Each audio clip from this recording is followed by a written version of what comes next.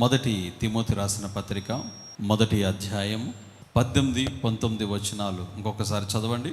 నా కుమారుడవైన తిమోతి, నీవు విశ్వాసమును మంచి మనస్సాక్షి గలవాడవై. రైట్. అపోస్తలుడైన పౌలు తిమోతి తన ప్రియ కుమారుడు, తన కనిన కుమారుడు, అంటే ఆత్మీయతలో కనిన కుమారుడు, ఆత్మీయతలో కనిన కుమారుడు. ఇప్పుడు తిమోతిని గూర్చి పౌలు ఇస్తున్నటువంటి గొప్ప సాక్ష్యం అదే. సహజంగా నేను కూడా అనేక పర్యాయాలు మన సంఘంలో ఉన్నటువంటి యవన బిడ్డలను నా కుమార్తెలు, నా కుమారులు అనే మాట సంబోధిస్తూ ఉంటాను, మాట్లాడుతూ ఉంటాను. దానికి గల కారణం ఏంటంటే వారు ఆత్మీయములో కన్నటువంటి బిడ్డలు. సంఘం నా బిడ్డలు అనగా సంఘం ఆత్మీయతలో కన్నటువంటి వారు, ఆత్మీయతలో జన్మించినటువంటి వారు, ఆత్మీయతలో తండ్రి నడిపిస్తున్నటువంటి బిడ్డలు. ఇక్కడ తిమోతి పౌలుకు మంచి నమ్మకస్తుడు. తిమోతి పౌలుకు ఒక కుడి భుజము లాంటి వాడు. తిమోతి బాల్యము నుండి కూడా దేవుని వాక్యాన్ని అభ్యసింపజేసిన వాడు. అంటే తనకు నడత వచ్చిన దగ్గర నుంచి, తనకు చదువు నేర్పిన దగ్గర నుంచి, తన చదువు నేర్చుకున్న దగ్గర నుంచి, తన ఆలోచన పెరిగిన దగ్గర నుంచి సమస్తము కూడా దేవుని సన్నిధి, దేవుళ్ళు ఎదుగుతున్నాడు. తన ఆత్మీయ తండ్రి అయినటువంటి పౌలు యొక్క బోధల్లో ఎదుగుతున్నాడు. తన అవ్వయైన లోయలో, తన తల్లి అయిన యునోకేలో నుంచి వసించినటువంటి శ్వాసాన్ని బట్టి తను వర్ధిల్లుతూ ఎదుగుతూ ఉన్నాడు.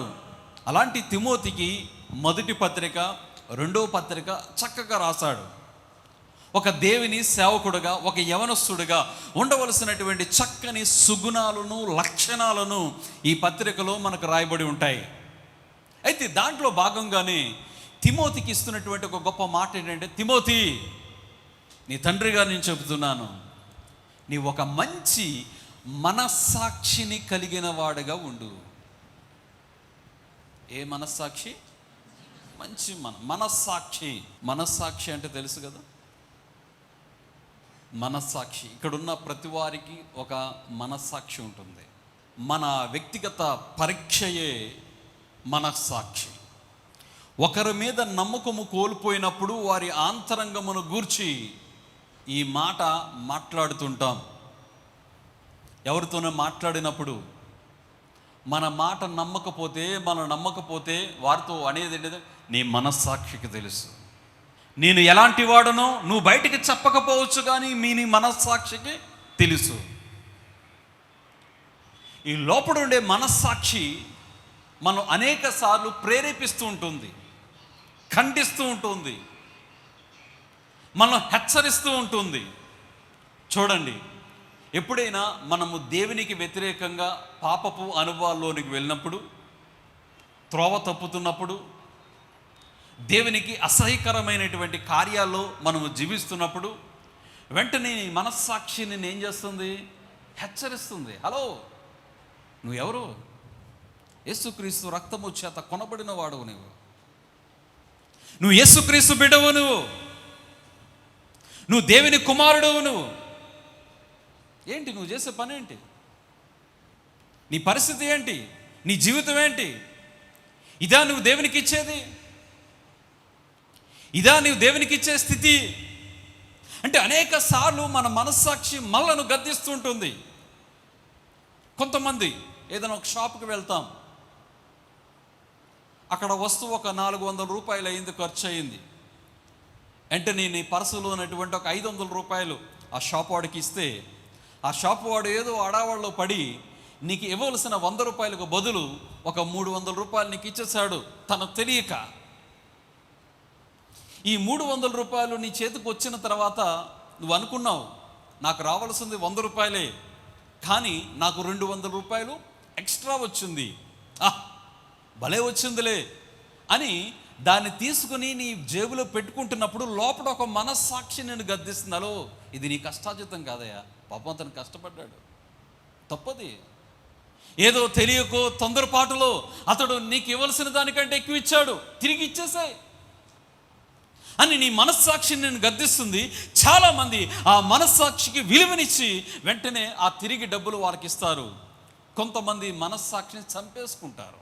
చాలామంది ఈరోజు మనస్సాక్షిని చంపుకునేవారే ఎక్కువగా ఉన్నారు. ఈ అవినీతితో కూడిన క్రియలు, అన్యాయాలు, అక్రమాలు, అక్రమముతో కూడిన వ్యాపారాలు, ఇవన్నీ చేస్తున్నప్పుడు అయ్యో మేము కల్తీ చేస్తున్నాం, ఈ కల్తీ వల్ల చాలామంది చిన్నపిల్లలు చనిపోతున్నారు, చాలామంది అనారోగ్యానికి లోనవుతున్నారు. మనస్సాక్షి గద్దిస్తుంది, ఓ నీ పిల్లల లాంటి వాళ్ళు కదా వాళ్ళు, నీలాంటి వాళ్ళు కదా వాళ్ళు, నీలాంటి మనుషులే కదా, ఇది తప్పు కదా అని ప్రతి వ్యక్తిని, అది దుర్మార్గుడు కావచ్చు, మంచివాడు కావచ్చు, ప్రతి వ్యక్తిని కూడా ఆ మనస్సాక్షి అప్పుడప్పుడు గద్దిస్తూ ఉంటుంది. కానీ ఆ మనస్సాక్షి గద్దించినప్పుడు ఆ మంచి మనస్సాక్షిని కలిగి లేనటువంటి వారుగా ఆ మనస్సాక్షిని వారు ఏం చేసుకుంటారో తెలుసా? చంపేసుకుంటారు. మనస్సాక్షిని చంపుకునే పరిస్థితులు. నా ప్రియమైన దేవుని బిడ్డలారా, దేవుని వాక్యములో ఎదుగుతున్న నీవు, నేను, మనం అందరం దేవుడు కోరుకునేది ఏంటో తెలుసా? మంచి మనస్సాక్షిని మనము కలిగి ఉండాలి. నేను మంచి మనస్సాక్షి గురించి చెప్పే ముందు బైబిల్లో ఉన్న కొన్ని మనస్సాక్షుల గురించి చెప్పాలని నేను ఆశపడుతున్నాను. ఇవి చెప్పిన తర్వాత 4 పాయింట్స్, మంచి మనస్సాక్షిని కాపాడుకోవడానికి 4 అంశాలు చెప్తాను.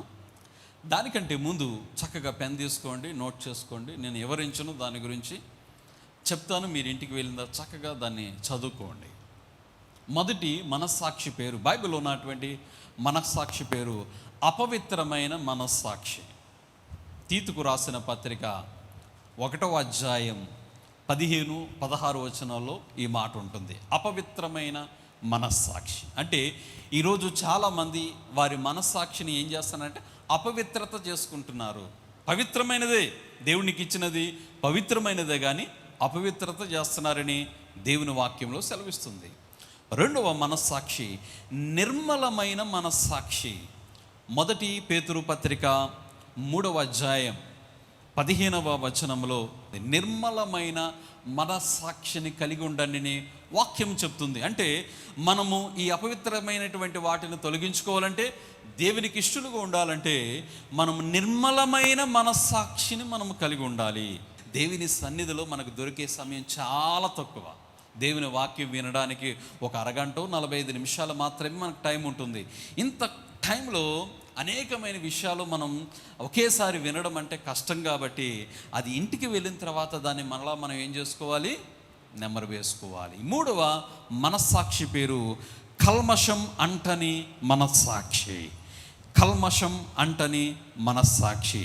హెబిల్ రాసిన పత్రిక 10వ అధ్యాయము 22వ వచనం. నాలుగవ మనస్సాక్షి పేరు వాత వేయబడిన మనస్సాక్షి. వాత వేయబడిన మనస్సాక్షి. ఇది మొదటి తిమోతి రాసిన పత్రిక 4వ అధ్యాయం 3వ వచనంలో పౌలు గారు చెప్తారు, వీరందరూ మరి అబద్ధికులు, వేషధారులు, ఆత్మలో దయ్యములు లక్ష్యమించేవారు, భ్రష్టులని చెప్తూ వీరందరూ కూడా వాత వేయబడిన మనస్సాక్షి కలిగిన వారు అని అబద్ధికుల గురించి మాట్లాడుతున్నటువంటి మాట. ఐదవది బలహీనమైన మనస్సాక్షి. బలహీనమైన మనస్సాక్షి. 1వ కొరింథీయులకు రాసిన పత్రిక 8వ అధ్యాయము 12వ వచనం. 1 కొరింథీ 8:12లో ఆ మాట ఉంటుంది. 6వది లోబడి ఉండుట నేర్పించే మనస్సాక్షి. లోబడి ఉండుట నేర్పించే మనస్సాక్షి. రోమీయులకు రాసిన పత్రిక 13వ అధ్యాయము 5వ వచనం. ఇక 7వది ఈరోజు మీతో నేను మాట్లాడాలనుకున్న అంశం మంచి మనస్సాక్షి. ఏంటండి? మంచి మనస్సాక్షి. మొదటి మనస్సాక్షి పేరు చెప్పండి. అపవిత్రమైన మనస్సాక్షి, బైబిల్లో ఉన్నవి. రెండవది నిర్మలమైన మనస్సాక్షి. మూడవది కల్మషము అంటని మనస్సాక్షి.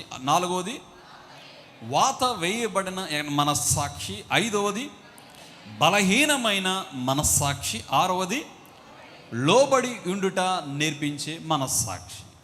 రైట్. 7వది మంచి మనస్సాక్షి. అపోస్తుల కార్యాల గ్రంథం 23వ అధ్యాయం 1వ వచనం పౌలు గారు చెప్తున్నటువంటి మాట, సహోదరులారా నేటి వరకు, అద్భుతమైన సాక్ష్యం, నేటి వరకు నేను మంచి మనస్సాక్షిని కలిగి నడుచుకున్నవాడును, దేవుని ఎదుట నడుచుకున్నటువంటి వాడు. గొప్ప సాక్ష్యం. ఈ సాక్ష్య జీవితం ఈరోజు మనం ఇవ్వగలుగుతున్నామా? ఇంకొక వాక్యం కూడా చూద్దాం. 24వ అధ్యాయం, అపోస్తల కార్యాల గ్రంథము 24వ అధ్యాయం 16వ వచనం. ఈ విధముగా నేనును దేవుని ఎదుటను మనుషుల ఎదుటను ఎల్లప్పుడూ నా మనస్సాక్షి నిర్దోషమైనదిగా ఉండునట్లుగా అభ్యాసము చేసుకుంటుని, రోజు అభ్యాసం చేసుకుంటున్నాను. ఎక్కడా? ఈ విధముగా మనుషుల ఎదుట, దేవుని ఎదుటను మనుషుల ఎదుటను ఎల్లప్పుడూ నా మనస్సాక్షి మంచిగా ఉండాలి, నా మనస్సాక్షి నిర్మలమైనదిగా ఉండాలి. మనస్సాక్షి బయట వారికి తెలియదండి, ఇది నీ వ్యక్తిగతమైనది, ఇది వేరే వాళ్ళతో సంబంధం లేదు. ఈ మనస్సాక్షిని గురించి నీకు తెలియాలి, మరొకరికి దేవునికి తెలియాలి. నీ పక్కన ఉన్నటువంటి నీ సోదరుని కానీ, నీ తండ్రికి కానీ, నీ భార్యకి కానీ, నీ భర్తకు కానీ నీ మనస్సాక్షిని గురించి తెలియదు. పౌలు గారు ఏమంటారంటే, నా మనస్సాక్షి దేవుని ఎదుట మనుషుల ఎదుట నిర్దోషంగా ఉండాలి, మంచిగా ఉండాలని నేనేం చేస్తున్నాను? ఎవ్రీడే, ప్రతి దినము దాన్ని నేనేం చేసుకున్నాను? అభ్యాసం చేసుకుంటున్నాను. ప్రతిరోజు దాన్ని నలగొట్టుకుంటున్నాను, ప్రతిరోజు దాన్ని నేను నేర్పరివానిగా ఉంటున్నాను. చాలా అద్భుతమైనటువంటి మాట. అందుకే ఇదే మాట 1 తిమోతి రాసిన పత్రికలో తిమోతి, మనం చదువుకున్నటువంటి వాక్యంలో తిమోతికి ఈ మాట చెప్తాడు. తిమోతి, నువ్వు ఏం చేస్తావంటే, నేను ఎలాగైతే అభ్యాసం చేసుకుంటున్నానో, ఎలాగైతే నేను దేవుని ఎదుట మనుషుల ఎదుట నా పై ప్రవర్తన కాదు, పై ప్రవర్తన ఎవరికి కావాలి? భక్తి జీవితాన్ని నటించి చూపించవచ్చు. ఈరోజు నేను మంచి ప్రార్థనా పరుడని నువ్వు ఒకవేళ నటించి చూపించవచ్చు. నువ్వు గొప్పవాడవని, మంచివాడవనో, లేకపోతే ఏదో వాడవని నువ్వు బయట రూపాన్ని అనేకులకు కనపరచవచ్చు. కానీ కావలసినది దేవునికి కావలసింది అది. సో దాని కొరకు నేను ప్రయాసపడుతున్నాను, ప్రతిరోజు నేను ప్రయాసపడుతున్నాను. కాబట్టి నా కుమారుడా, నువ్వు కూడా ఏం చేయాలంటే ఆ మంచి మనస్సాక్షిని, అంటే అన్నాడు కదా, నీవు విశ్వాసమునందు మంచి మనస్సాక్షి కలిగిన వాడై నిన్ను గూర్చి ముందుగా చెప్పబడిన ప్రవచనములో చెప్పిన ఈ మంచి పోరాడ వల్లని వాటిని గూర్చి ఆజ్ఞ నీకు అప్పగిస్తున్నాను. 19వ వచనం, అట్టి మనస్సాక్షిని కొందరు త్రోసివేసి విశ్వాస విషయమై వాడబద్దలైపోయిన వారి వలె చెడిపోయారు. ఇట్టి మనస్సాక్షిని కొంతమంది త్రోసివేశారు. ఇట్టి మనస్సాక్షిని చాలామంది వదిలిపెట్టేశారు. బట్ నీవు మాత్రం విడిచిపెట్టేవాడుగా ఉండకూడదు, త్రోసివేసేవాడుగా ఉండకూడదు. ఈరోజు ఈ వాక్యం వింటున్నా, నీ జీవితం దేవుని ఎదుట ఎలాంటి మనస్సాక్షి నువ్వు కలిగి ఉన్నావు? దేవుడు అడుగుతున్నాడు. సమాధానం చెప్పవలసింది నీ మనస్సాక్షి. దేవుని వాక్యాన్ని, అనేకమైన వాక్యాలు నీవు దేవుని సన్నిధులు వింటున్నావు. దేవుని సేవకుడు ప్రతి ఆదివారం శ్రేష్టమైన ఆహారాన్ని నీ కొరకు తీసుకొచ్చి అందిస్తూ ఉన్నాడు. అనేక వాక్యాలు ఎన్నో విన్నావు. మరి వినిన వాక్యాలు నీ జీవితంలో ఎలా ప్రభావితం చెందుతున్నాయి, ఎలా ప్రతిఫలింపిస్తున్నాయి? రైట్, నేను చెప్పిన 7 మనస్సాక్షుల్లో ఈ మంచి మనస్సాక్షిని కాపాడమని తిమోతి చెప్తున్నాడు కదా. దీన్ని కాపాడుకోవాలంటే ఒక 4 విషయాలు బైబిల్లో వెతుకుదాం. ఎలా కాపాడుకోవాలంటే, మొట్టమొదటిది దేవునికి భయపడట వలన. దేవునికి భయపడటం వలన మంచి మనస్సాక్షిని మనం కాపాడగలుగుతాం. ఎవరికి భయపడాలి? దేవునికి. మనుషులు భయపడతాడు ఈరోజు. దేనికి భయపడతారు తెలుసా? ఎక్కువగా సమాజానికి, మనుషులకు. నువ్వు దేవుని కంటే ఎవరికి ఎక్కువ భయపడుతున్నావు? సమాజం. అమ్మో, సమాజం ఏమనుకుంటుందో, మనుషులు ఏమనుకుంటారో, నా రక్త సంబంధికులు ఏమనుకుంటారో. అంటే నువ్వు దేవునికి భయపడవలసినటువంటి దానికంటే ఎక్కువగా భయపడతావు. అసలు నువ్వు భయపడవలసింది ఎవరికి భయపడాలి? దేవునికి. ఈరోజు దేవుడు అంటే భయము లేనటువంటి అనుభవాలు చాలామంది ఉంటున్నారండి. యవనస్తుడైనటువంటి యేసేపు ఒక చరిత్ర ఒక్కసారి మనం చూసుకుంటే, యేసేపు అన్నల చేత అమ్మివేయబడ్డాడు. అన్నల చేత అమ్మివేయబడ్డాడు. ఐగుప్తు దేశంలోనికి వచ్చాడు. పోతీఫర్ ఇంట్లోనికి వెళ్ళాడు. మంచిగా జీవిస్తున్నాడు, మంచి మనస్సాక్షితో జీవిస్తున్నాడు. ఎందుకంటే దేవుడు నాకు దర్శనాన్ని ఇచ్చాడు. ఆ దర్శనం, దేవుడు నాకు ఒక కళని ఇచ్చాడు. ఆ కళని దేవుడు తప్పనిసరిగా నెరవేరుస్తాడనే మంచి నడవడికలు నడుస్తున్నాడు. ఈలోగా శోధన. పోతీఫర్ భార్య తను ప్రేరేపించడం మొదలుపెట్టింది, బలవంతం చేయడం ప్రారంభించింది. అయితే యవన కాలంలో ఉన్నటువంటి యేసేపు మనస్సాక్షికి భయపడ్డాడు. దేనికి భయపడ్డాడు? మనస్సాక్షి. దేవునికి భయపడ్డాడు. విడిచిపెట్టాడు, పారిపోయాడు. అతని చేయని నేరానికి జైల్లో వేశారు, చెరసాల్లో వేశారు. ఈ జైలు బయట అందరూ ఏమంటున్నారు తెలుసా? యేసేపు చెడ్డోడు, యేసేపు దుర్మార్గుడు, దుష్టుడు, రకరకాల పదాలు, వినకూడని పదాలు వింటున్నాడు. కానీ చాలా స్ట్రాంగ్గా ఉన్నాడు యేసేపు. ఎందుకో తెలుసా? నా మనస్సాక్షి తెలుసు నేను ఎంత మంచివాడునో. ఆమేన్, హల్లెలూయా. ఎవరు ఏమనుకున్నా పర్వాలేదు, నా దేవునికి తెలుసు, నాకు తెలుసు, నా మనస్సాక్షికి తెలుసు నేను ఎలా నడిచాను, ఎలా ఉన్నాను. ప్రజలందరూ ఒకే మాట, జనులందరూ ఒకే మాట. ఎందుకంటే ఆ స్త్రీ చెప్పిన మాటను అందరూ నమ్మారు. అవును, నిజమే. యవన కాలంలో ఉన్నాడు, యవనెచ్చులతో ఉన్నాడు, తప్పనిసరిగా చేసే ఉంటాడు, ఆ పాడు పని చేసే ఉంటాడు, ఆ తప్పు పని చేసే ఉంటాడు అని అందరూ నిందలు వేయడం మొదలుపెట్టారు. కానీ అందరూ నిందిస్తున్నారు, కానీ కృంగిపోవటం లేదు యవనస్తుడు. అందరూ నువ్వు దుర్మార్గుడు, నువ్వు పాపివి, నువ్వు తప్పు చేశావు, నువ్వు దోషివి అని చేయలెత్తి చూపిస్తున్నా తనకు తెలుసు నేను నిర్దోషిని అని తన మనస్సాక్షికి తెలుసు. అప్పుడు మాట్లాడుతున్న ఒక మాట చదవండి, వాక్యం. ఆదికాండం 40వ అధ్యాయం 15వ వచనంలో ఉన్నటువంటి మాట. ఎలయనగా అది నిశ్చయం మరియు ఈ చెరసాల్లో నన్ను వేయుటకు ఇక్కడ సహా నేనేమీ చేయలేదని అతనితో చెప్పాను. అంటున్నాడు, నేను దొంగిలింపబడి నేను ఈ ప్రాంతానికి వచ్చాను, ఐగుప్తులోనికి వచ్చాను, కానీ నేను ఏమీ చేయనటువంటి వాడునగా ఈ చెరసాల్లోనికి నేను వచ్చాను. అది నాకు తెలుసు, అది నా మనస్సాక్షి తెలుసు. నా ప్రియమైన దేవుని బిడ్డలారా, నీ జీవితంలో కూడా నువ్వు చేయని నేరాలు నీ మీద మోపుతున్నారేమో, నువ్వు అనని మాట నువ్వు అన్నావు అని నీ మీద నిందలు వేస్తున్నారేమో. ఒకవేళ నీ జీవితంలో ఒక మంచి నడవడికతో నువ్వు జీవిస్తున్నావు, కానీ నిన్ను చూడలేక వార్వలేక నీ మీద అనేకమైన అపనిందలు వేస్తున్నారేమో. కృంగిపోతున్నావా? కృంగిపోవద్దు. నీ మనస్సాక్షికి తెలుసు నువ్వు ఎలాంటి వాడు అనేది. దేవునికి స్తోత్రం, హల్లెలూయా. ఆ మనస్సాక్షిని కాపాడుకో. ఎప్పుడైతే ఆ మంచి మనస్సాక్షి నువ్వు కలిగి ఉంటావో తప్పనిసరిగా దేవుడు ఏదో ఒక దినాన్ని దేవుడు ద్వారాన్ని తెరవక మానడు. అతను నమ్ముకుందదే, దేవునికి భయపడ్డాడు. నేను దేవునికి భయపడ్డాను కాబట్టి నా మనస్సాక్షి మంచిగా ఉంది. ఆదికాండం 42వ అధ్యాయంలో ఈ మాట అంటాడు కదా. 42వ అధ్యాయము 18వ వచనంలో యేసేపిస్తున్నటువంటి సాక్ష్యం. 3వ దినమున యేసేపు వారిని చూచి నేను దేవునికి భయపడివాడను. ఎంత అద్భుతమైన మాట. నేను ఎవరికి? దేవునికి భయపడేవాడిని. ఆమేన్, హల్లెలూయా. మీరందరూ చెప్పండి, నేను దేవునికి భయపడేవాడిని. గట్టి చెప్దాం, నేను దేవునికి భయపడేవాడిని. అది కావాలి దేవునికి.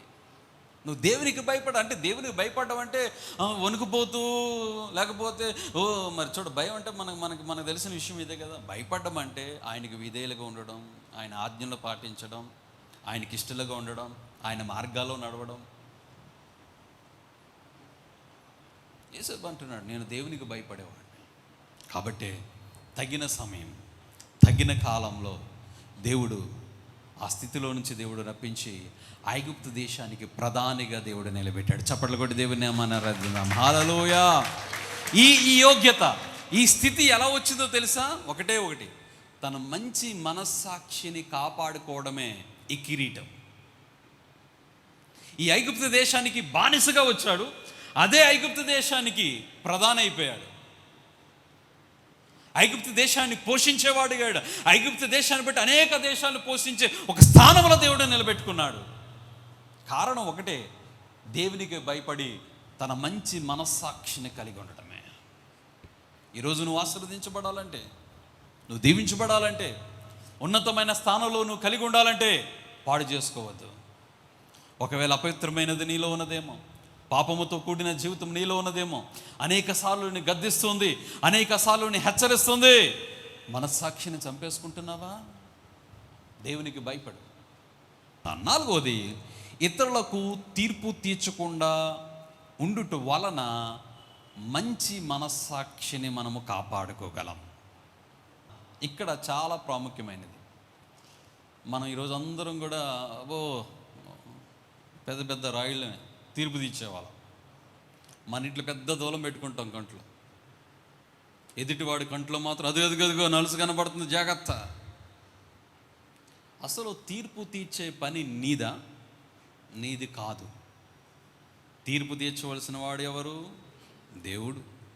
నీ సంఘంలో కానీ, నీ కుటుంబంలో కానీ, నీ బంధువుల్లో కానీ అసలు తీర్పు తీర్చవద్దు. తీర్పు తీర్చుట, ఒకసారి పౌలు గారు 1 కొరింథీయులకు రాసిన పత్రిక 4వ అధ్యాయము 4వ వచనంలో ఒక మాట ఉంటుంది. అయినను నీతిమంతుడిగా ఎంచబడదు. ఇక్కడ పౌలు గారు మాట్లాడుతున్న మాట, నాలో ఏ దోషము కానరాలేదు, అయినను నేను నీతిమంతుడు కాను. పౌలు గారు చెప్పే మాట, నాలో ఏ దోషం లేదు, నాలో ఏ పాపం లేదు, బట్ కానీ నేను నీతిమంతుడు కాదు, ఇతరులను విమర్శించేవాడిని కాదు. విమర్శించేవాడు నా దేవుడు మాత్రమే. విమర్శనాత్మకమైన బుద్ధి ఈరోజు చాలామంది ప్రతిదాన్ని విమర్శిస్తారు. మాట్లాడితే విమర్శన, వాక్యాన్ని విమర్శిస్తుంటారు కొంతమంది. ఇదే పని, ఓ బ్యాచ్ ఉంటుంది, ఒక బ్యాచ్ విమర్శన బ్యాచ్. ఎప్పుడు విమర్శించడమే. మనం సమాజంలో చూస్తాం కదా, పొలిటికల్లో కానీ, ఈ టీవీలో కానీ కొంతమంది విమర్శన విశ్లేషకులు ఉంటారు. కొంతమంది వీళ్ళు ఎప్పుడు కూడా విమర్శిస్తూనే ఉంటారు. మంచిదాన్ని కూడా తీసుకొని విమర్శనాత్మక రీతిగా మాట్లాడుతుంటారు. మళ్ళీ కూడా కొంతమంది విమర్శన చేయలేదే ఉండలేరు. విమర్శించడం, తీర్పు తీర్చడం, ఏలెత్తి చూపించడం. సో ఇలాంటివి ఉండుట ద్వారా మనము మంచి మనస్సాక్షిని కాపాడుకోలేం. ఇతరులకు తీర్పు తీర్చకుండా మనం ఉండాలి. అందుకే పౌలు గారు అన్నారు, నేను దోషము లేనటువంటి వాడినప్పటికీ కూడా నేను నీతిమంతుడు కాదు, విశ్వాసము వాక్యమే నేను జీవించగలను. ఈరోజు చాలామంది జీవితంలో కూడా ఆత్మీయ గర్వం కూడా ఇంకా డేంజర్. మన ఆత్మీయంగా ఉంటాం, నేను మంచి ప్రార్థనా పరుడను, నేను మంచి పరిచర్య చేసేవాడును, సంఘంలో నాదే ప్రధానమైన పాత్ర, నేనే బాగా పరిచయం చేస్తాను, నేనే బాగా పాస్టర్ గారికి మంచి పరిచయాలు ఉంటాను, సంఘంలో మంచి పరిచారకుడిగా ఉంటాను, మంచి వాక్యం తెలిసిన వాడిని, మంచి ప్రార్థన. ఈ ఆత్మీయ గర్వం కూడా చాలా డేంజర్, చాలా ఇబ్బందికరమైనది. కాబట్టి వీటన్నిటిని కూడా మనం విడిచిపెట్టుకుని దేవునికి మంచి మనస్సాక్షిని మనము కలిగి ఉందము గాక. అయితే ఆఖరికి ఒక మాట చెప్పి నేను ముగిస్తాను. ఎన్ని చెప్పినప్పుడు మీకు 4 చెప్పాను. మొట్టమొదటిది, దేవుని భయపడడం వల్ల మనం మంచి మనస్సాక్షిని కాపాడుకోగలం. పరిశుద్ధతగా జీవించడం ద్వారా, పరిశుద్ధతను కాపాడుకునడం ద్వారా మంచి మనస్సాక్షిని మనం కాపాడుకోగలం. ఎల్లప్పుడూ ప్రార్థన జీవితాన్ని కలిగి ఉండడం ద్వారా మంచి మనస్సాక్షిని కాపాడుకోగలం. ఇతరులకు తీర్పు తీర్చకుండా విమర్శన బుద్ధి లేకుండా ఉండడం ద్వారా మంచి మనస్సాక్షిని మనం కలిగి ఉందాము. సో ఇలాంటి ఒకవేళ అనుభవాలు మన జీవితంలో ఉన్నట్లయితే, ఇంకా అపవిత్రమైన వాటిని మనం ఉన్నట్లయితే, హెబ్రీయులకు రాసిన పత్రిక 9వ అధ్యాయం 14వ వచనంలో ఉంది కదా, ఏ విధమైన మనస్సాక్షిని కలిగి ఉన్నప్పటికీ కూడా యేసు క్రీస్తు రక్తము మన నిర్దోషినిగా మన మనస్సాక్షిని మలుచునుగాక. నీ కుటుంబంలో, నీ సమాజంలో, నీ ఉద్యోగంలో నువ్వు అందరి ఎదుట మంచి మనస్సాక్షిని కలిగిన వాడుగా ఉండు. అటువంటి స్థితి, అటువంటి మంచి మనస్సాక్షిని ఇవ్వడానికే యేసుప్రభు వారు ఈ లోకానికి వచ్చారు. దేవునికి ఇష్టమైన వారుగా మనం జీవించుదుము గాక. అట్లాంటి మంచి మనస్సాక్షి ఈ రోజు నుంచి ప్రతి బిడ్డకు దేవుడు అనుగ్రహించును గాక. మనకి దేవునికి సత్సంబంధం మన మనస్సాక్షి. నీ పై రూపం కాదు, నీ పై భక్తి కాదు, నీ పై జీవితం కాదు, నీ మనస్సాక్షి దేవునికి ఇష్టమైనది. ఈ వాక్యం మన వీటిలో దీవించును గాక.